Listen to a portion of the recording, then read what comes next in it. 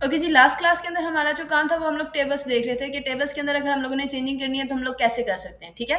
तो previous class के अंदर जो हम लोगों ने टेबल्स देखे थे वो कुछ हम लोगों ने इस तरह से देखा था। हम लोगों ने ये भी देखा था कि हम स्पेसिफिकली किसी भी सेल की हाइट एंड विड्थ कैसे चेंज कर सकते हैं, उसको पैडिंग कैसे देख सकते हैं, ये सारी की सारी चीज़ें हम लोग क्या कर चुके हैं, देख चुके हैं। अब इसी के अंदर अगर हम लोगों ने कुछ एडिशनल प्रॉपर्टीज और इंप्लीमेंट करनी है, अगर मैंने इसी के अंदर कुछ एडिशनल प्रॉपर्टीज चेंज करनी है, फॉर एग्जांपल मैं कहती हूँ मैंने अपने टेबल के अंदर जो मैंने बॉर्डर लगाया हुआ है उसको स्पेसिंग देनी है, बॉर्डर को स्पेसिंग देनी है, तो वो हम कैसे दे सकते हैं? फॉर एग्जाम्पल मैं यहाँ पर इसको दे देती हूँ बॉर्डर स्पेसिंग, ठीक है, और इसको मैं कुछ बॉर्डर स्पेसिंग दे देती हूँ 30 पिक्सल्स। मैं कहती हूँ कि मुझे मेरे जो टेबल्स के अंदर बॉर्डर्स है उसके अंदर मुझे स्पेसिंग चाहिए, ठीक है। मैंने कंट्रोल एस किया, कंट्रोल एस करने के बाद जब मैं इसको रिफ्रेश कर रही हूँ तो अभी कोई स्पेसिफिकली रिफ्रेश किया मैंने इसको, वेट,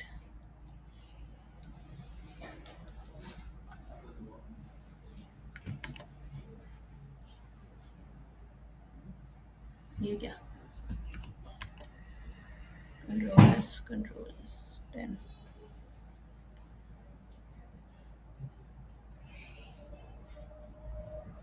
अच्छा इसके अंदर जो फिलहाल मैंने विड्थ दी हुई है इसको मैं यहाँ से फिलहाल रिमूव कर रही हूँ, ठीक है। और साथ में मैं जस्ट इसके अंदर ये जो मैंने बॉर्डर क्लैप्स लगाया हुआ है डेट्स वाई भी वो इसका ये इशू दे रहा है, तो मैं यहाँ से बॉर्डर क्लैप्स को ख़त्म कर रही हूँ और ऊपर यहाँ पे मैं इसको कंट्रोल एस फिलहाल करते हैं। कंट्रोल एस करने के बाद मैं इसको रिफ्रेश कर रही हूँ, तो ये देखो जैसे ही मैंने उसको बॉर्डर स्पेसिंग दिया ना 30 पिक्सल्स, तो वो अब मुझे क्या कर रहा है, हर एक बॉर्डर के अंदर 30 पिक्सल्स के मुताबिक वो मुझे क्या दे रहा है, स्पेस दे रहा है, ठीक है। बात समझ आइए आप लोगों को कि ये यहाँ पे कैसे हुआ है जी।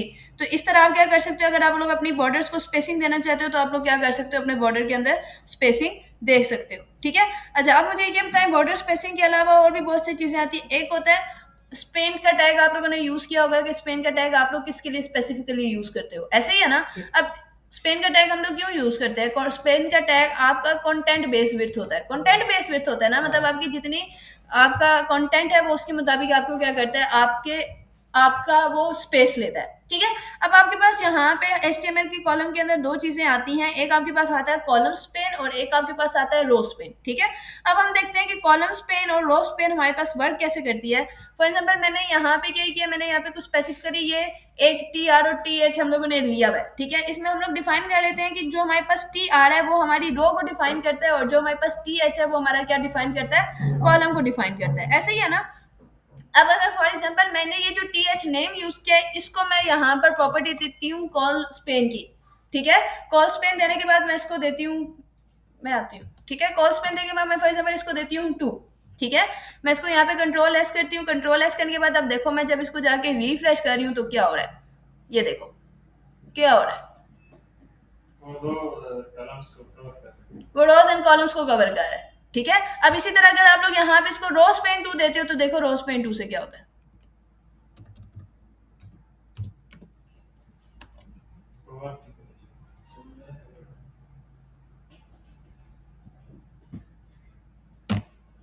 तो वो अब रो के मुताबिक उसको चेंजिंग करके दे रहा है, ठीक है। ये देखो आपके पास रो क्या यहाँ पे ये एक मतलब एक लाइन की यहाँ पे ले रही है, विड्थ ले रही है। जब आपने उसको रोज पेन 2 दिया ना नेम को तो वो अब 2 रोज की विड्थ ले रही है, डेट्स वाई वो अब आपको ऐसे शो कर रहा है, सही है। बात समझ आइए, बस मुझे 2 मिनट दे, मैं आती हूँ 1 सेकेंड। यहाँ पे आपके सामने एक चीज़ ओपन कर रही हूँ जिसको आप लोग कहते हैं W3 स्कूल। तो मैं अगर यहाँ पे जस्ट आपके साथ ओपन कर देती हूँ HTML CSS W3 स्कूल,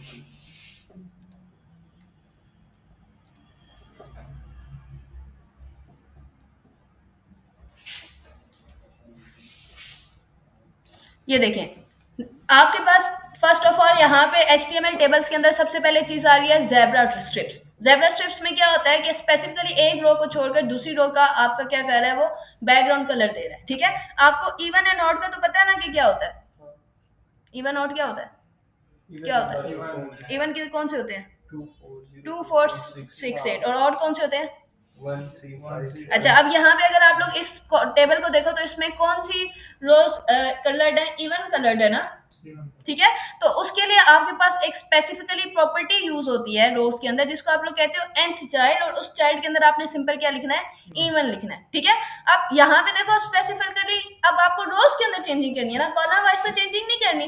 अगर आपने रोज के अंदर चेंजिंग करनी है तो आप क्या लिखोगे, T R colon nth child, और आगे आप क्या लिख दोगे, ब्रैकेट्स के अंदर इवन लिख दोगे। एंड उस कर्ली ब्रैकेट्स के अंदर अब आप क्या डिफाइन कर दोगे कि मैंने यहाँ पर क्या देना है, बैकग्राउंड कलर देना है। फॉर एग्जाम्पल मैं इस कोड को यहाँ से कॉपी कर रही हूँ, इसको हम लोग इंप्लीमेंट कर लेते हैं। ठीक है, मैंने इसको कंट्रोल सी किया, कंट्रोल सी करने के बाद यहाँ पर हम लोगों ने जो अपना टेबल सिंपल हम लोगों ने अपना टेबल बनाया हुआ था, इसके अंदर हम लोग चेंजिंग कर लेते हैं, मतलब इसी के अंदर हम लोग क्या करते हैं, ये चीज यूज कर लेते हैं। ठीक है, मैंने क्या किया, मैं यहाँ पर जाके इसको कंट्रोल वी दे रही हूँ। ठीक है, एक मैं कह रही हूँ कि मेरी जो स्पेसिफिकली जो मेन टैग है वो हमारे पास कौन सा टी आर का टैग है, उसके बाद मैं उसको कह रही हूँ कि आपके पास जो भी इवन रोज हैं उनको क्या कर दो, ये बैकग्राउंड कलर दे दो। ठीक है, इसको मैंने यहाँ पे जाके जब कंट्रोल एस किया, कंट्रोल एस करने के बाद मैं अब अपने टेबल को रिफ्रेश कर रही हूँ, तो ये देखना इसको बैकग्राउंड कलर कौन सा दिया हुआ है, सारे सारे इवन ही हैं। सारे इवन कैसे हैं, 24 24 24 रुक जाओ, ये बैकग्राउंड कलर इंप्लीमेंट क्यों नहीं हुआ,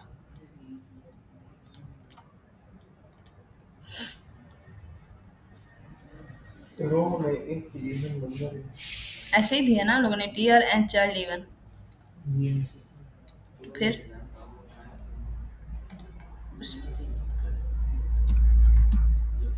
ये अंडरस्कोर है कि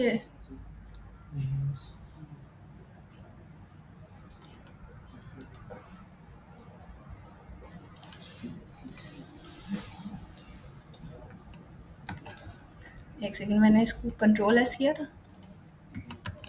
control S, control S,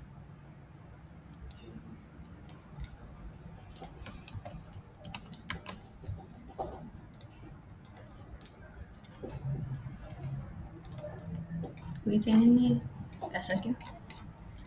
even number मैं आपको बताती हूँ वो कैसे दे रहा है, रोज गिनना शुरू करो, यहाँ से रोज स्टार्ट हो रही है ना, 1 2 3 4। ठीक है, तो अब second row, fourth row, six row, eighth row, इस तरह से रोज के कलर चेंज होंगे।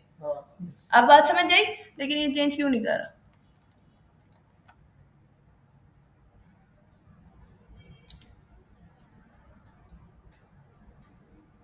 टी आर यूज किया उसने सिंपल।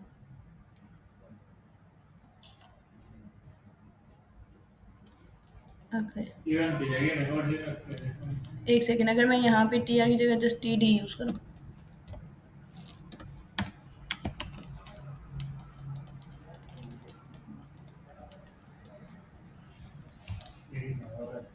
ठीक है, लेकिन ये कॉलम वाइज कर रहा है, कॉलम वाइज कर रहा है ना, कॉलम वाइज क्यों कर रहा है, देखो वो अब वर्टिकली वाइज कर रहा है। ठीक है, सेकंड और फोर्थ कॉलम को वो क्या कर रहा है, बैकग्राउंड कलर उसका चेंज कर रहा है। तो अगर मैंने उसका उस तरह से करना है, रो वाइज करना है, तो यहाँ पे अगर मैं टी डी की जगह टी एच यूज करूँ,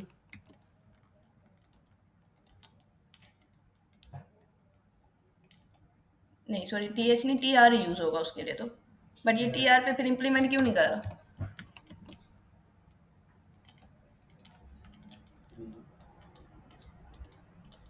टी आर पे इम्प्लीमेंट नहीं कर रहा।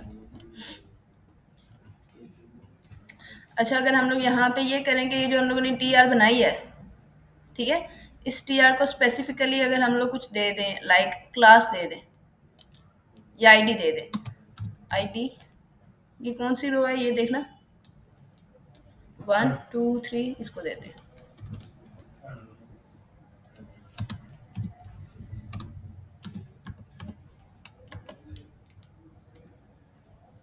वैसे अगर ये कॉलम वाइज काम कर रहा है तो ये इस वाइज भी काम करना चाहिए। ये मे भी पीछे से बैकअप पे सर्वर इशू है, डेट्स वाई वो नहीं कर रहा,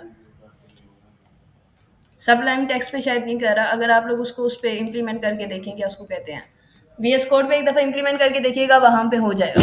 ठीक है, अगर वो कॉलम वाइज इम्प्लीमेंट कर रहा है या हेड वाइज इम्प्लीमेंट कर रहा है तो TR वाइज भी इम्प्लीमेंट करेगा। ठीक है, एक दफ़ा आप उसको column wise sorry VS code के ऊपर चेक कर लीजिएगा, वो आपको बता देगा। लेकिन समझ आ गई ना ये किस तरह इम्प्लीमेंट हुआ है, हाँ जी, ठीक है। टी आर के साथ देखो, अगर वर्टिकली अगर आप लोगों ने देना है तो वर्टिकली आपको क्या देना पड़ेगा, टी डी देना पड़ेगा और टी एच देना पड़ेगा, ठीक है।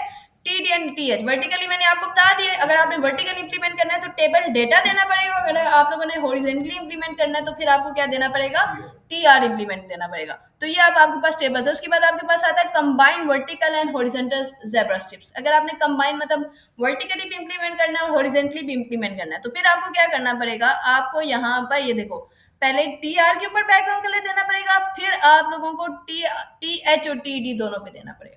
मतलब आपने जो प्रॉपर्टीज पहले अलग अलग दी थी, अब वो दोनों प्रॉपर्टीज आपने क्या करनी है, इकट्ठी दे देनी है। सही है, बात समझ आ गई। तो एक दफा आप लोग क्या करो, एक दफा अपना वीएस कोड ओपन करो और ये दोनों स्ट्रिप्स जो हैं, कंबाइंड ज़ेब्रा स्ट्रिप्स और सिंपल ज़ेब्रा स्ट्रिप्स, एक दफा अपने अपने वीएस कोड के ऊपर इंप्लीमेंट करके मुझे बताओ कि ये चीज इंप्लीमेंट हो रही है कि नहीं हो रही है। ठीक है, चलें, शाबाश। ओके, यहाँ पे एक और चीज देख लें। अभी फिलहाल जो हमें बॉर्डर शो हो रहे हैं वो चारों साइड से बॉर्डर शो हो रहे हैं, ठीक है। अगर आपको जस्ट बॉटम से बॉर्डर चाहिए तो आप लोग सिंपल बॉर्डर बॉटम की प्रॉपर्टी यूज कर सकते हो। जैसे आप बॉर्डर की प्रॉपर्टी यूज करते हो ना, बॉर्डर की प्रॉपर्टी से क्या होता है, जैसे मार्जिन एंड पैडिंग की प्रॉपर्टी होती है, मार्जिन की प्रॉपर्टी क्या करती है, चारों साइड से आपको मार्जिन देती है, और पैडिंग की प्रॉपर्टी आपको चारों साइड से पैडिंग देती है, ठीक है। Same as it is border की प्रॉपर्टी आपको चारों साइड से बॉर्डर देती है। सही है। अगर आपको स्पेसिफिकली किसी एक साइड से चाहिए, फॉर एग्जांपल मुझे बॉटम से चाहिए तो मैं क्या लिखूंगी, बॉर्डर बॉटम। अगर मुझे राइट से चाहिए तो बॉर्डर राइट, टॉप से लेफ्ट से चाहिए तो बॉर्डर लेफ्ट, और टॉप से चाहिए तो बॉर्डर टॉप। ठीक है, आप इस तरह से क्या कर सकते हो, इसकी प्रॉपर्टीज को चेंज कर सकते हो। उसके बाद एक आपके पास होती है होवर की प्रॉपर्टी। अब ये देखो होवर की प्रॉपर्टी क्या है, मैं जिसके ऊपर क्लिक कर रही हूँ ना, मैं इसके ऊपर क्लिक कर रही हूँ तो इसका कलर ऑटोमेटिकली क्या हो रहा है, चेंज हो रहा है। तो उसके लिए आप क्या करते हो, T R hover and date. For example मैं इसको इंप्लीमेंट करके दिखाती हूँ आपको। कंट्रोल सी मैंने यहाँ से किया, कंट्रोल सी करने के बाद अगर मैं हो रहा है, ठीक है, कंट्रोल सी करने के बाद मैं यहाँ पे जस्ट होवर इंप्लीमेंट कर रही हूँ और मैं कंट्रोल वी कर रही हूँ, ठीक है। कंट्रोल वी करने के बाद कंट्रोल एस, और अब जाके मैं इसको रिफ्रेश कर रही हूँ तो ये देखना यार, सबलाइम टेक्स्ट काम नहीं कर रहा।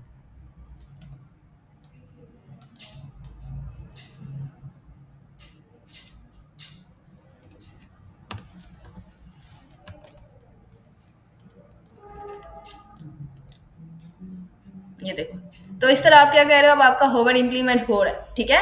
तो आप जिस चीज के ऊपर लेके जा रहे हो वो उसके ऊपर क्या कर रहा है, उसको ऑटोमेटिकली बैकग्राउंड कलर क्या कर रहा है, चेंज कर रहा है, ठीक है। इसी तरह बैकग्राउंड कलर भी चेंज कर सकते हो आप, इस तरह टेक्स्ट कलर भी चेंज कर सकते हो, ठीक है। तो होवर की प्रॉपर्टी यही होती है कि आपका कर्सर जिस लाइन के ऊपर जा रहा है या जिस पॉइंट के ऊपर जा रहा है उसका ऑटोमेटिकली क्या हो रहा है, आपका कलर चेंज हो रहा है। सही है, बात समझ आ गई। ओके, तो ये आपके पास टेबल्स थे। एक दफा आप लोग अपने टेबल्स को अच्छे तरीके से देख लें। अभी तक जितनी भी प्रॉपर्टीज आपने टेबल्स की कंप्लीट की हैं वो सारी की सारी प्रॉपर्टीज आप अभी इंप्लीमेंट करोगे, एक प्रॉपर मुझे उसका एक टेबल्स बना के दिखाओगे, ठीक है। मैं आप लोगों के साथ टेबल का लिंक शेयर कर देती हूँ कि मुझे किस तरह का टेबल आपने अभी बना के देना है।